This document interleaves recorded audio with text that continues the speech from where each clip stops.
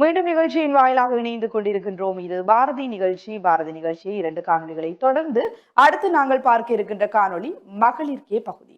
மகளிர்கே பகுதியை பொறுத்த வரைக்குமே கடந்த சில வாரங்களாக கர்ப்பிணி பெண்கள் எவ்வாறான உணவுகளை உள்ளெடுத்துக் கொள்ள வேண்டும், எவ்வாறான விளைவுகளை ஏற்படுத்தக்கூடியதாக இருக்கும் போன்ற பல விடயங்களை பார்த்திருந்தோம். அதுபோல தொடர்ச்சியாக இன்றைய நாளிலும் உங்களுக்கு பயனுள்ளதான ஒரு பகுதி அமைந்திருக்கின்றது. குறிப்பாக நாங்கள் பார்க்கின்ற போது பெண்கள் அநேகமானவர்கள் சிந்தித்துக் கொண்டே இருப்பார்கள், என்ன உணவை உட்கொள்ள வேண்டும், அது மாத்திரமல்லாமல் எவ்வாறாக இந்த பெண்கள் உணவுகளை உட்கொள்கின்ற போது எவ்வாறான பயன்கள் கிடைக்கும் போன்ற பல விடயங்கள் பெண்கள் சிந்தித்துக் கொண்டிருக்கக்கூடியவர்களாக இருப்பார்கள். எவ்வாறு இருக்கையிலே இன்றும் கூட பயன் இந்த காணொலி உங்களுக்காக காத்திருக்கின்றது, பார்க்கலாம்.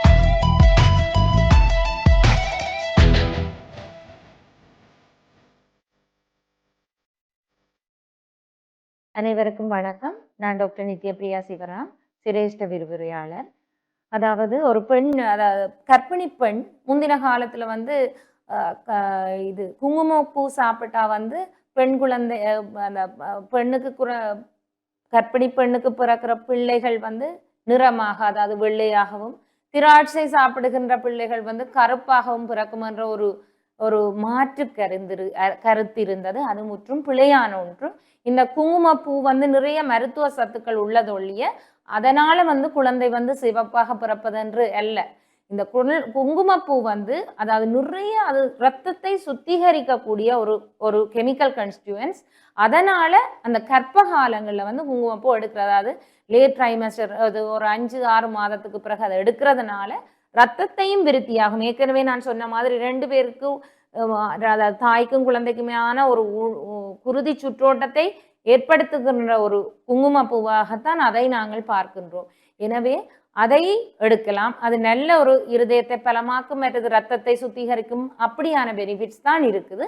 அது மாதிரி திராட்சைய, கருப்பு திராட்சையோ என்ன திராட்சையோ எடுத்தால் அந்த குழந்தை கருப்பாக பிறக்கும் என்றது அல்ல. ஆனால் திராட்சை எடுக்கும் பொழுது கவனமாக இருக்க வேண்டும். அதாவது கிரேப்ஸ் அல்லது திராட்சை அதை நாங்கள் எடுக்கும் பொழுது அது இங்கே பெரும்பாலும் நிறைய மருந்து பாவிச்சுத்தான் அதை நாங்கள் உற்பத்தி செய்கின்றோம். எனவே அதை அந்த திராட்சை பழம் எடுக்கும் பொழுது நன்கு அதாவது ஒரு நிகச்சூடு தண்ணிக்குள்ள உப்பு போட்டு நல்ல வடிவா கழுவி அதன் பிறகு எடுக்க வேண்டும். இல்லாட்டி அந்த கர்ப்பிணி தாய்க்கு இதனாலேயே நாளடைவில் புற்றுநோய் ஏற்படுறதுக்கான வாய்ப்புகள் இருக்கின்றது. எனவே அதுல கவனமாக இருக்க வேண்டும். மற்றது கிட்ட, அதாவது கூடுதலா இந்த குழந்தை பிறக்க போகின்றன்னு சொன்னால் கிட்ட, அதாவது டேர்முக்கு கிட்டவாக அல்லது ஆரம்ப காலங்களத்துல தாய்க்கு அதிக அளவில் யூரின் அடிக்கடி போகும். எனவே என்ன செய்ய வேணும்னு சொன்னா, ஏன்னு சொன்னா அந்த யூட்ரஸ் இந்த பிளடரை கன்ஸ்ட்ரிக்ட் பண்றதால அடிக்கடி போகும். அது ஒரு பெண்ணுக்கு ஒரு அன்கம்ஃபர்டபிளை ஏற்படுத்தும். இதனால அடிக்கடி நித்திரை குழப்பம் எல்லாம் ஏற்படும். ஆனால் அதை பயப்பட தேவையில்லை. நாங்கள் இன்னும் இதனால தாய்க்கு அடிக்கடி போறதெல்லாம் யூரினரி ட்ராக் இன்ஃபெக்ஷன் வரலாம்.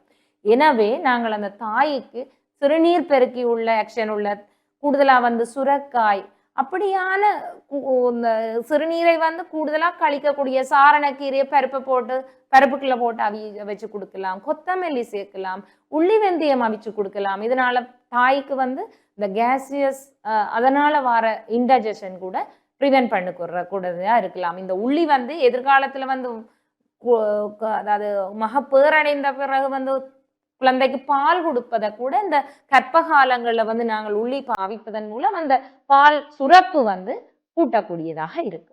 நன்றி.